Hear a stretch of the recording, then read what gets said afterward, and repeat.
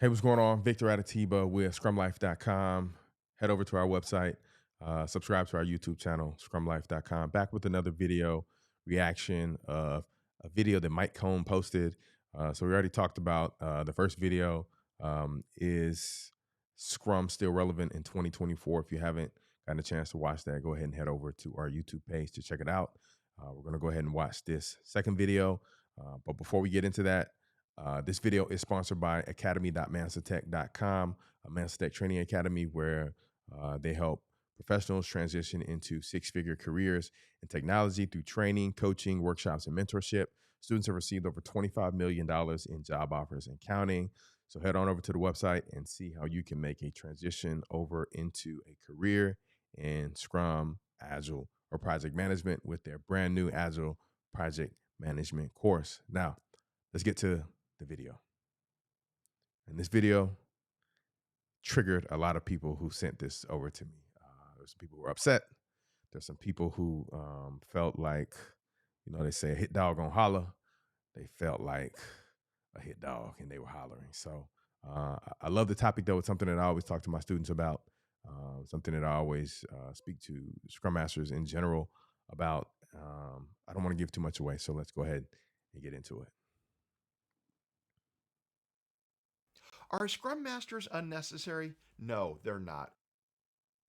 But I can understand why some organizations may view them that way. A good Scrum Master helps a team become the best it can be. They know how to facilitate meetings. They know how to anticipate and prevent problems. They know when to encourage a team to stretch its current level of performance. And they know how to push back on outsiders who may want to push a team too hard or too often. But some Scrum Masters limit themselves to a facilitator role, or mostly as Mm, passive coaches. mm, The Scrum Master who sticks to those activities will very likely at some point be looked at as an unnecessary expense. To avoid that happening to you, seek to broaden your impact. Help the product owner and stakeholders learn to communicate their needs. Act as a mentor to team members. Good Scrum Masters undoubtedly benefit their organizations.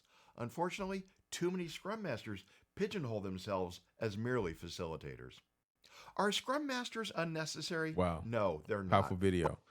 Are Scrum Masters unnecessary? Right. So I think he said it pretty well. No, they're not. But a lot of organizations, and we can see with the layoffs, as I kind of spoke up about in the previous video, with you've got entire organizations laying off their full Scrum workforce. So every single Scrum Master within an organization getting laid off. I have a family member who was affected in the layoff that happened at Capital One.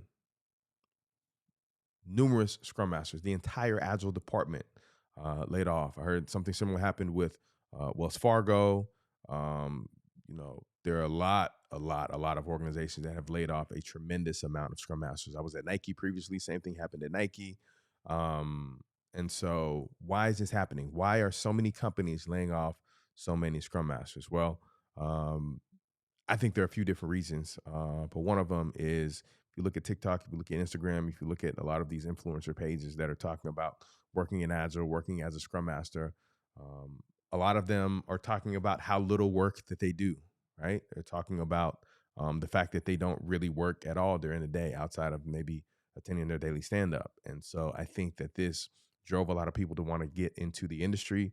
And as a result of that, people having not been properly trained, people who don't have the right amount of experience or understanding of what the role is and an understanding of how to truly engage with the team to help get the most value out of the work that the team does. You got a lot of Scrum Masters by name alone who have joined organizations and done the organization a disservice. And so you've got development teams, engineers saying, where's our Scrum Master? What does our Scrum Master do anyway? All they do is tell us when to start the daily stand up and tell us when to end it, right?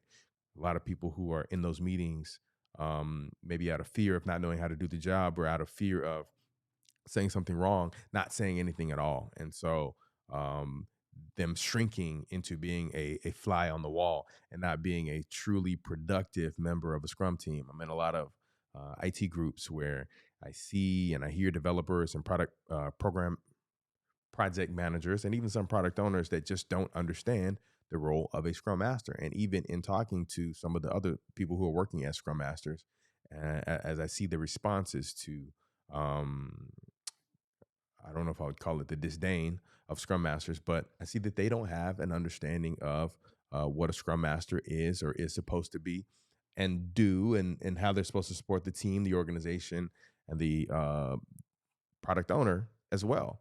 And so I can just imagine how these individuals are doing a disservice to the organization, and not to be over dramatic, but besmirching the name of Scrum Masters at large. And so, yes, a lot of organizations aren't seeing the value in Scrum Masters because, from my experience being a manager of Scrum Masters, I probably managed, in some capacity, managed or coached, a couple of hundred Scrum Masters in my career. And I can definitely say that there are only a handful of them. I would say maybe 25 to 30%, maybe, that truly value the role and are truly there to make an impact on the team. And so, couple of things organizations have to do. One, get better at vetting the people who they allow into the organization, get better at interviewing Scrum Masters, get better at um, just kind of judging um, the talent that they're potentially recruiting. Two, they've got to get better at supporting that talent once they get into the organization. Because even if you don't hire someone who is 100% there, or maybe someone who's only 20% there when they come on, if there's a system in place, a support system, a community, people who can engage them and touch bases with them regularly, they will be able to train up and bring the Scrum Masters up to speed to where they are able to contribute in a meaningful way to the team and to the organization, and ingratiate themselves to the team in such a way that the team understands why they're there, and are able to measure the impact of having a Scrum Master there. Let's play a little bit more of the video again, and I'll just But I hit on can some of these tips understand again. why some organizations may view them that way. A good Scrum Master helps a team become the best it can be.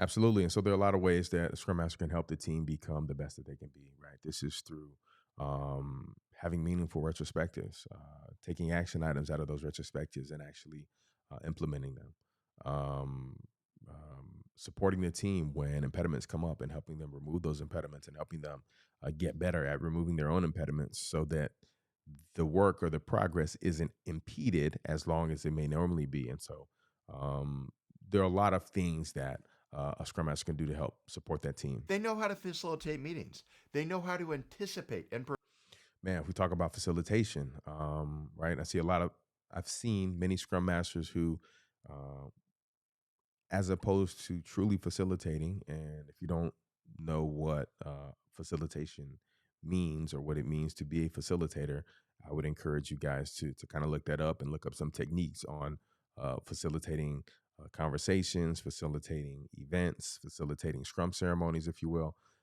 And there really is a masterful difference between a Scrum Master who is a great facilitator and a Scrum Master who just starts the meeting, or in some situations just schedules the meeting and puts it on the Outlook calendar. And I've seen a lot of developers and product owners say, oh, the Scrum Master, they're the ones who schedule all of the meetings, right? They're the ones who schedule all of the Scrum events. And if that is your idea or your thought or the only value that you get from your Scrum Master, then you don't have a great Scrum Master. Your Scrum Master should be doing so much more than just scheduling the meetings and starting the meetings, right? And ending the meetings.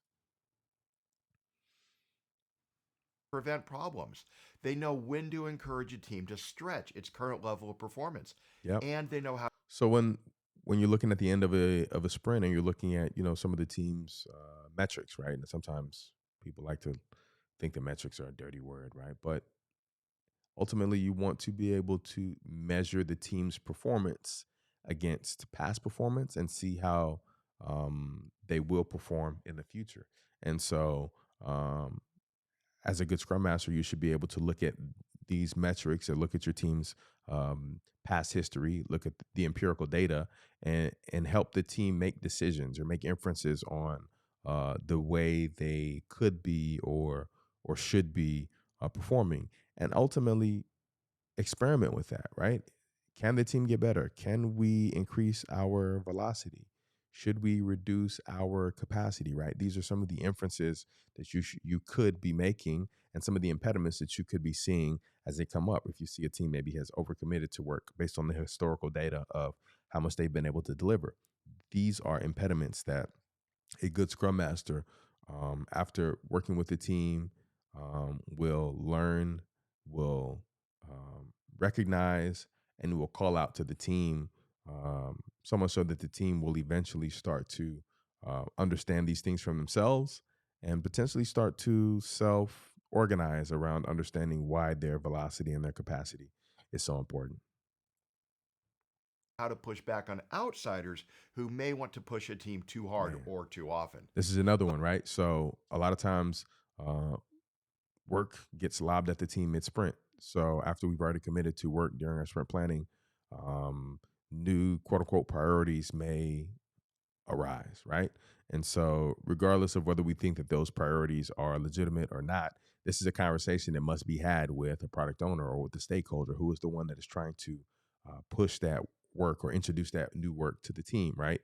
And so, as a good scrum master, you should be able to have those tough conversations with them. First, push back and say, no, we're not going to automatically accept that. But secondly, open up a conversation and say, okay, why is this work that wasn't a priority maybe a week ago or a week and a half ago? Why is it all of a sudden now a priority, right?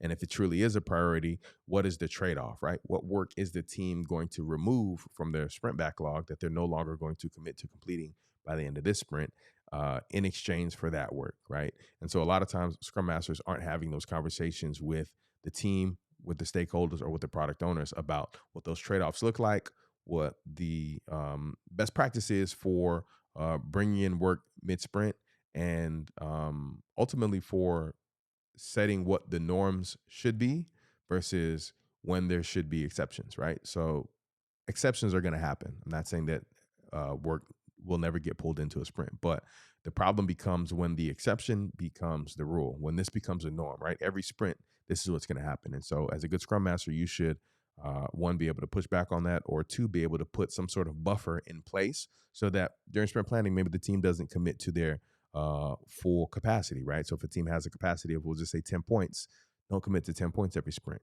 If you know that based on historical empirical data that every sprint, the product owner introduces 2 points of new work into the sprint, I would suggest that you probably only commit to maybe six, max of seven story points per sprint, so that you commit to six. If you know two are going to come in, that puts you at or at 8 or 9 if you committed to seven.